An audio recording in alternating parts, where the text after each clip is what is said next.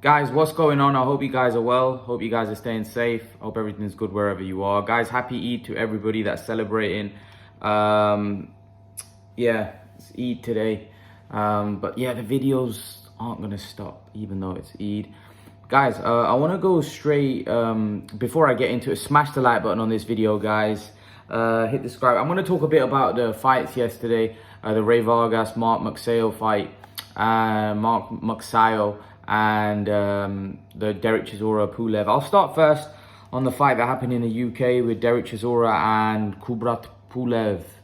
A very good fight. You know, I knew it would be a good fight. A lot of people said that they were expecting a dull affair from Kubrat Pulev and Derek Chisora. But I always knew the fight would be, it would be exciting because Chisora's style now isn't one of what it was like previously. Chisora had a style where, you know, at times he would be very flat. He'd come in and he'd do nothing, you know, and that's what happened in the first fight. I thought he was really poor, even though I think it was a split decision. It was a relatively close fight, but nevertheless, it was a pretty dull fight. I remember watching that Pulev the first time. It was a really dull affair, where this one was a fight where Chisora made Pulev work a lot more. He landed a lot more shots. I thought the cleaner work was coming from Kubrat Pulev. I think it was a relatively close fight. I think, you know, the result going either way, you can't really argue. And I think Chisora's in. That's what Chisora is. You know, Chisora's the type of fighter. He's a bit like Sean Porter. Obviously not as skilled, not as good, but he's a guy. It doesn't matter who he fights. He's going to give you a fight. He's going to give you a tough fight. And he's always bringing it. I think Chisora at this stage in his career is a lot better than what he ever was, even though he's a lot older. Because I think the intensity, the ferocity that Chisora fights at now, he's always bringing the action. I will say this, he looked very slow yesterday. His punch resistance looks a bit dodgy now as well, but he recovers so well, and he becomes even more dangerous when he's hurt. He fights on instinct. Like, he gets hurt and then he starts throwing huge left hooks and right hands over the top, and you're like, bloody hell, this guy looks out. And then he all of a sudden just gets himself back together again and becomes dangerous. It's like, Chisora's incredible. He's a fighting man. He's a proper fighter.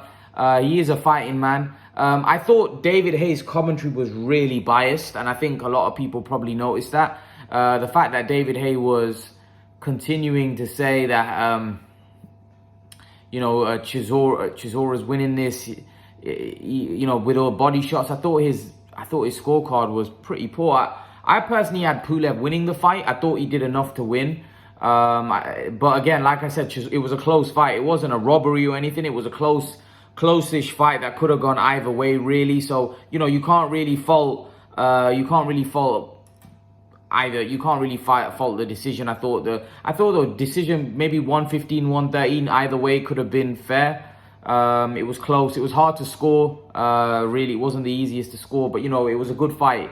And I think a lot of people weren't expecting it to be as good, but it was pretty entertaining. And Chisora nowadays is a pretty entertaining fight. He comes and brings it on the line, puts it on the line, and he always gives us good fights.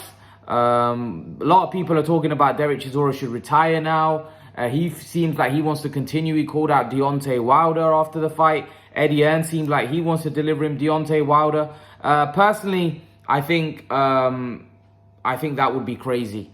That's just my opinion. I think a fight with Deontay Wilder would be absolute ludicrous. I think Deontay Wilder is one of the most dangerous heavyweights, if not the most dangerous heavyweight out there. You know, if he hits you, if you think about it, Pulev's not a big puncher. Derek Chisora against Parker got rocked. He got rocked against Kubrat Pulev with an uppercut yesterday. If Deontay Wilder lands one of those right hands on Derek Chisora is going to go to sleep. And when I mean sleep, he's going to go to sleep. Because nobody, especially Derek Chisora, he's very loose. He's very open. He comes forward and he gets hit a lot. And Deontay Wilder is going to land one of those haymakers as Derek Chisora is coming in. So for me, that fight, if, you know, people around Derek Chisora should not allow him to fight Deontay Wilder. Derek Chisora is a fighter, and he said after the fight, I want to fight everybody in my era, which is commendable. We hope that a lot of the top tier fighters have that kind of mindset. The only problem is when you got a fighter like Derek Chisora, who's had a very long career. He's had a lot of tough fights.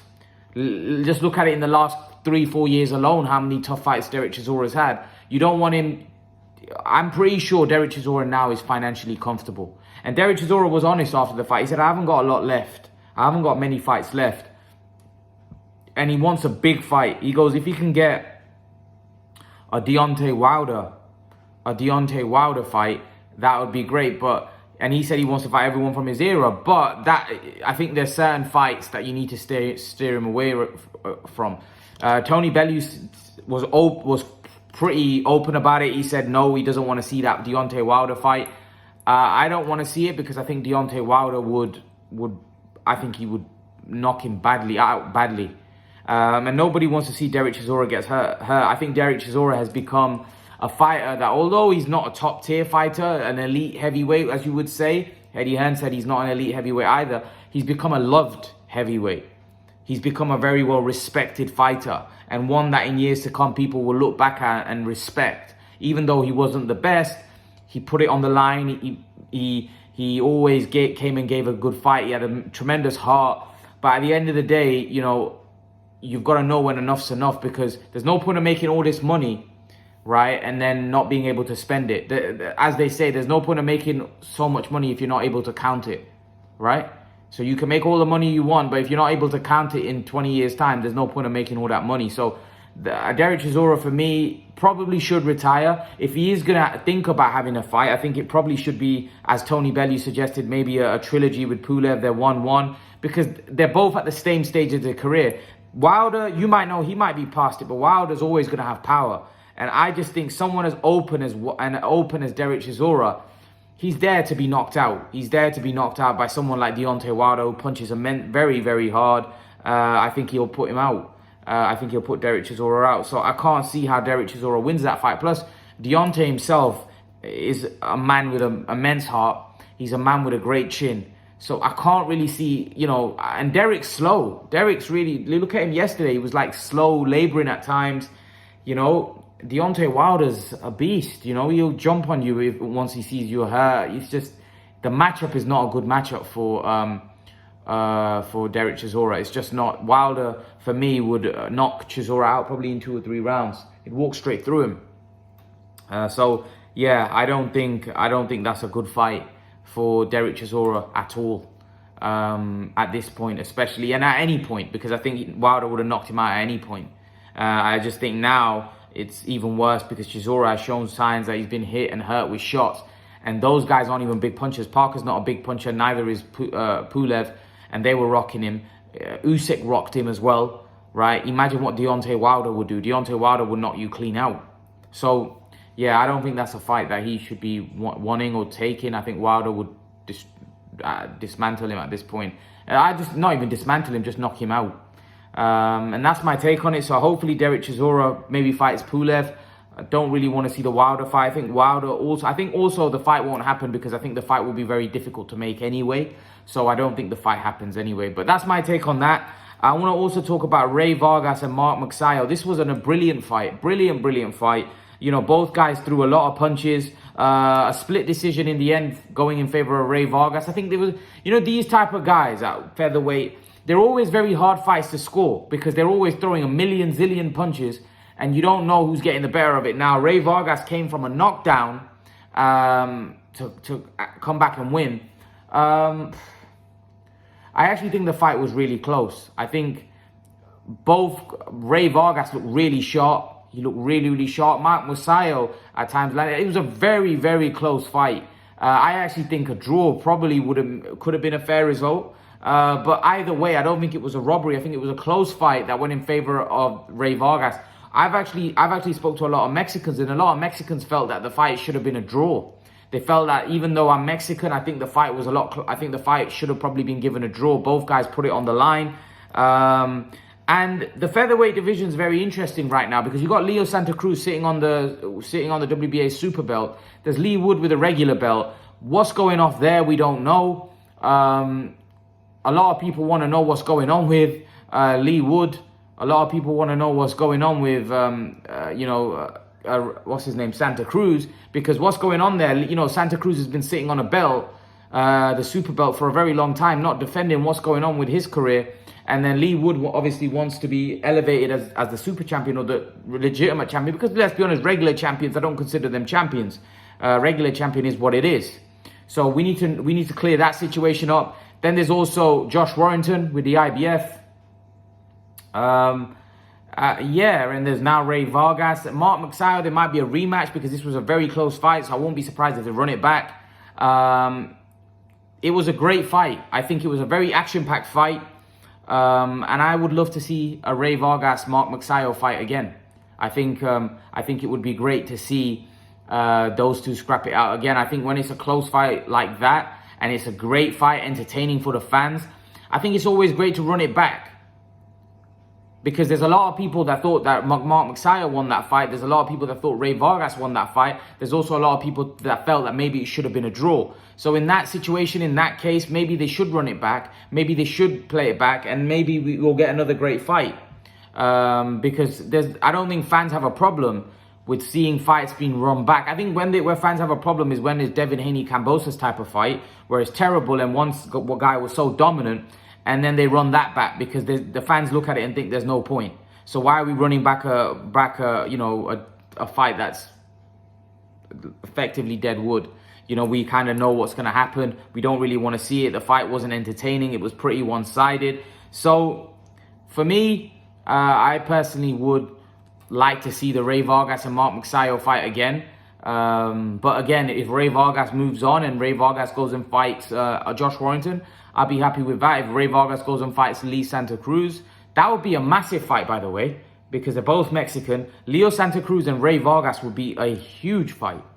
So that would be a fight that I would definitely be interested in. I think Rey Vargas should definitely, if I don't know the contractual situation, was this a mandatory or was there a rematch clause in the contract? If there was, they might have to run it back, which I don't have a problem with. If not, then maybe Rey Vargas can fight Leo Santa Cruz in a unification fight, which will be massive in the featherweight division. Then you've also got Josh Warrington, which will be a big fight. Rey Vargas v Josh Warrington. So there's a lot of good matchups to be made at the featherweight division.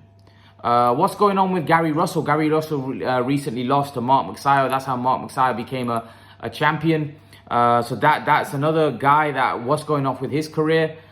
He's been very underwhelming, to say the least. He's been very inactive. With all the talent that Gary Russell had, you'd have to say that, his last couple of years have been relatively redundant, and we want to see Gary Russell back in the mix, fighting consistently. That's probably why he lost. Some people say he was injured, he had a shoulder issue. But whatever the case, a talent like Gary Russell should be a lot more active than what we've been witnessing over the last couple of years. Great fighter. But yeah, the featherweight division right now is a very interesting division. There's a lot of guys. There's Rey Vargas, there's Mark Magsayo, there's Leo Santa Cruz, Lee Wood, there's also Conlon. There's a lot of good guys in that division. And I want to see all of them start mixing it up with each other. I would love to see a Rey Vargas, Leo Santa Cruz fight. I think that would be a great fight. Both volume punches, both throw a lot of punches.